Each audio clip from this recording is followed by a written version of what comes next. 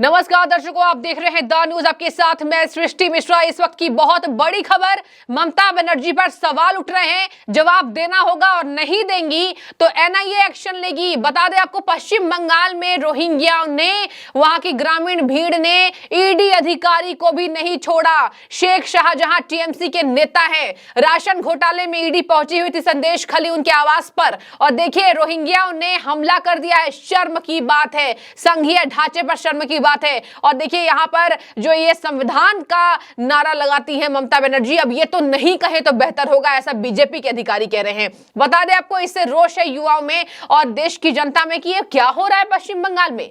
पश्चिम बंगाल में शर्म की बात है, ईडी जा रही है तो आप उन पर हमला कर रहे हैं। बता दें आपको कि राशन का घोटाला हुआ, इसके पूर्व राशन घोटाले में यहां पर ज्योति प्रिय मलिक जेल के अंदर हैं और गिरफ्तार कर लिए जा चुके थे। अब उसी सिलसिले में एक एक क्रम के बाद ईडी पहुंच रही है। और बता दें आपको, ईडी के अधिकारियों के सर फोड़े गए, गाड़ियां तोड़ी गई, नेटवर्क 18 के पत्रकार के साथ उनके फोन को छीना गया, उन्हें धमकी दी गई, पासवर्ड बताने पर धमकी दी गई और पीटा गया है। यह खबर अब तक आई है। और बता दें आपको, यहां पर ये जो शेख शाहजहां है, शुभेंदु अधिकारी भड़क उठे हैं, अमित शाह को चिट्ठी लिख दी, राज्यपाल भी एक्शन में। और बता दें आपको कि यहां पर एनआईए जांच करेगी। सीआरपीएफ के जवानों को भी पश्चिम बंगाल के रोहिंग्याओं ने नहीं छोड़ा। और क्या, आज मैं चाहूंगी आपकी राय, क्या सीएए जरूरी है? कमेंट कीजिए।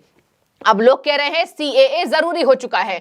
बता दें आपको, शुभेंदु अधिकारी ने अमित शाह से बात की है और कह दिया गया है कि अब अमित शाह गृह मंत्रालय इस पोस्ट पर एक्शन लेगा। शेख शाहजहां का आतंक कितना है, देखिए शुभेंदु अधिकारी ने अपने एक्स पोस्ट पर लिखा है, जिन चरमपंथियों ने आज संदेश खाली में ईडी अधिकारी, सीआरपीएफ जवानों और पत्रकारों पर कायरता पूर्वक हमला किया है, अंजाम दिया उत्तर 24 परगना जिले से है। शेख आलमगीर शेख शाहजहां का सबसे छोटा भाई है। जियाउद्दीन प्रसिद्ध हथियार तस्कर और हत्यारा और वर्तमान में सरबेरिया अगरहाटी ग्राम पंचायत का प्रधान। आगे सुनिए, शेख सिराजुद्दीन शेख शाहजहां का भाई, ममता बनर्जी के आश्वासन से ये सब नेता, ये आतंकवादी ही कह लीजिए। मैं आतंकवादी इसलिए कह रही हूं, जनता लिख रही है ये आतंकवादी है, टीएमसी नेता नहीं है। ये टीएमसी नेता होते तो ईडी अधिकारियों पर ऐसे लज्जापूर्वक, जब सीआरपीएफ के जवान तैयार भी नहीं थे कि अटैक हो सकता है, ये तो पाकिस्तान वाला हाल बना रहे पश्चिम बंगाल का। मतलब पाकिस्तान है पश्चिम बंगाल की, वहां जाए तो सीआरपीएफ के जवान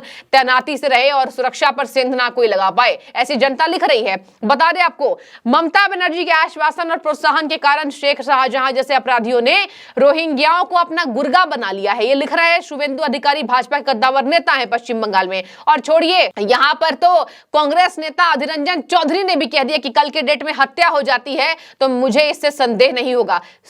शर्म की बात है, इंडिया गठबंधन के हिस्सेदार रहे अधीर रंजन चौधरी ममता बनर्जी पर कितना शक कर रहे हैं। मजबूरी में हो गए होंगे गठबंधन में, लेकिन अधीर रंजन चौधरी ने कल भी बोला था भीख नहीं चाहिए। तो देखिए, ये मजबूर तो है मोदी को हराने के लिए, लेकिन इनकी खुद की भी नहीं बनती है। अधीर रंजन चौधरी जी को पता है कि पश्चिम बंगाल में क्या हो रहा है, वो खुद पश्चिम बंगाल का बेड़ा उठाए हुए हैं। और बता दें आपको, अधीर रंजन चौधरी जी ने कहा है, अगर कल के डेट में ईडी अधिकारी की हत्या भी हो जाती है पश्चिम बंगाल में ममता बनर्जी के लॉ एंड ऑर्डर में, तो मुझे कोई संदेश नहीं है। शर्म की बात है एक मुख्यमंत्री के लिए, ये जनता कह रही है, बीजेपी कह रही है। बता दें आपको, आगे इन्होंने लिखा है शुभेंदु अधिकारी जी ने कि शेख शाहजहां जैसे अपराधियों ने रोहिंग्याओं को अपना गुर्गा बनाया है। ये हमला करते हैं, अटैक करते हैं, इसको पैसा दिया जाता है। आतंक का शासन स्थापित करने के लिए इकट्ठा किया गया है। एनआईए इंडिया इन सभी राष्ट्र विरोधी ताकतों से निपटने के लिए तुरंत कदम उठाने जाना चाहिए।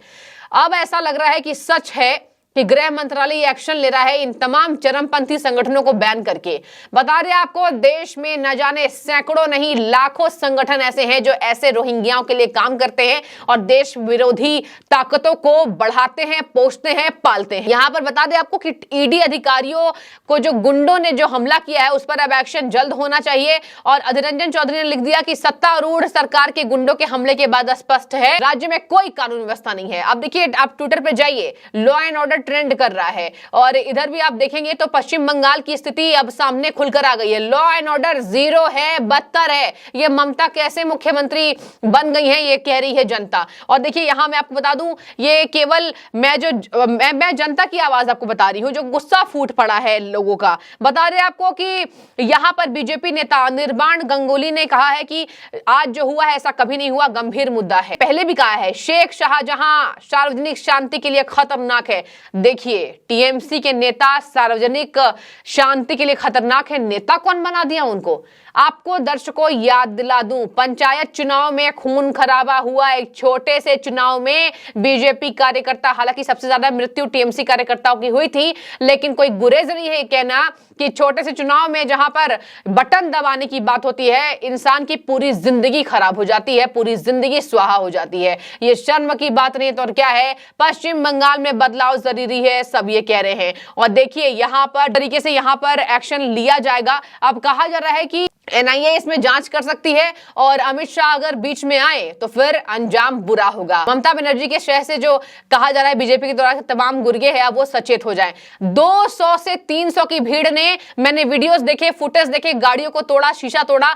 एक ईडी के असिस्टेंट डायरेक्टर थे, उनके सर पर इतनी चोटें आई हैं कि उन्हें पट्टा बांधकर सीआरपीएफ के जवान अस्पताल ले गए हैं। पास के अस्पताल में जवानों की भर्ती हुई है।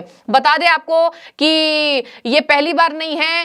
पार्थ चटर्जी के गिरफ्तारी के बाद से ही पश्चिम बंगाल में घोटालों का राज उजागर हुआ है और इन लोगों ने कई संपत्तियां पश्चिम बंगाल में बना ली है। राशन घोटाले में ज्योतिप्रिय मलिक की गिरफ्तारी के पहले ईडी ने इसी मामले में चावल मिल मालिक बकीबुर रहमान को गिरफ्तार किया था। 2004 में एक चावल मिल मालिक के रूप में अपना करियर शुरू करने वाले 2 वर्षों में ही न जाने कितनी संपत्तियां इन्होंने खड़ी कर ली थी। तो देखिए पश्चिम बंगाल की यह सच्चाई है। ज्योतिप्रिय मलिक गिरफ्तार हो चुके हैं। 200 की 300 भीड़ ने, रोहिंग्याओं ने हमला किया है, तो तोड़फोड़ की है और सीआरपीएफ जवानों को खदेड़ दिया। आप अगर सवाल पूछेंगे कोई पश्चिम बंगाल जाना चाहता है घूमने के लिए, वो मना करेगा? सोचिए, ममता बनर्जी ने अपने राज्य में तो बैन करवा दिया है, ऐसा लग रहा है।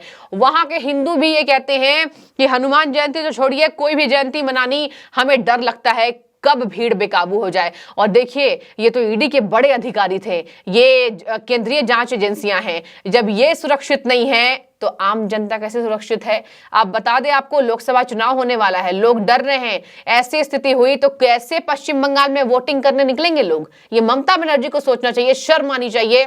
और पहली बार नहीं है जब ममता बनर्जी पर यह सवाल उठे तो उन्होंने जवाब नहीं दिया है। बता दें आपको, वो कहती हैं भाजपा की गुंडागर्दी है, भाजपा हमें गुंडा साबित करना चाहती है, लेकिन आज तस्वीर बता रही है गुंडा राज कहां है। और देखिए कोई ऐसा राज्य नहीं है, मैं साफ बोल रही हूं आपको, कांग्रेस के भी शासनकाल में इतनी गुंडई नहीं है, ये बात साफ है।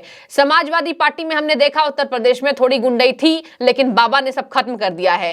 कंपेयर करेंगे तो सबसे ज्यादा गुंडई पश्चिम बंगाल में है। और ये बहुत आश्चर्य की बात है कि एक मुख्यमंत्री होने के नाते पुरानी नेता है ममता बनर्जी, ऐसा तो नहीं है कि अभी अभी शासनकाल में आई है, पुरानी नेता है। लालू प्रसाद यादव के टाइम से ही इनकी सरकार चल रही है। और देखिए यहाँ पर पश्चिम बंगाल में मतलब ये एक्टिव मोड पर रहती हैं। और बता दें आपको, इनका गढ़ हो गया है, कोई आ नहीं सकता है। भाजपा को कितने कम वोट मिले, शर्मनाक हार हुई थी। तो अगर लालू के जमाने की नेता हैं तो अभी मुख्यमंत्री बना दी गई हैं, तो क्या ये संभाल नहीं पा रही पश्चिम बंगाल? आश्चर्य की बात है, देखने वाली बात होगी। एनआईए एक्शन लेगी, अमित शाह अगर बीच में आ जाएं तो किसी की खैर नहीं है, ऐसा बीजेपी नेता कह रहे हैं। और देखिए सुकांत मजूमदार ने भी ट्वीट कर दिया है और शुवेंदु अधिकारी ने भी कह दिया अमित शाह से बात हुई है, अब जल्द ही एक्शन लेगी गृह मंत्रालय। आपकी क्या राय है जरूर कमेंट करें। क्या आप भी ये सोचते हैं पश्चिम बंगाल में स्थिति दयनीय हो चुकी है और पश्चिम बंगाल में कोई जाना नहीं चाहेगा? समझ जाइए लोकसभा चुनाव में वोट लोग कैसे करेंगे, ये भी आश्चर्य की बात होगी। जो भी आपकी राय हो जरूर रखें। शुक्रिया।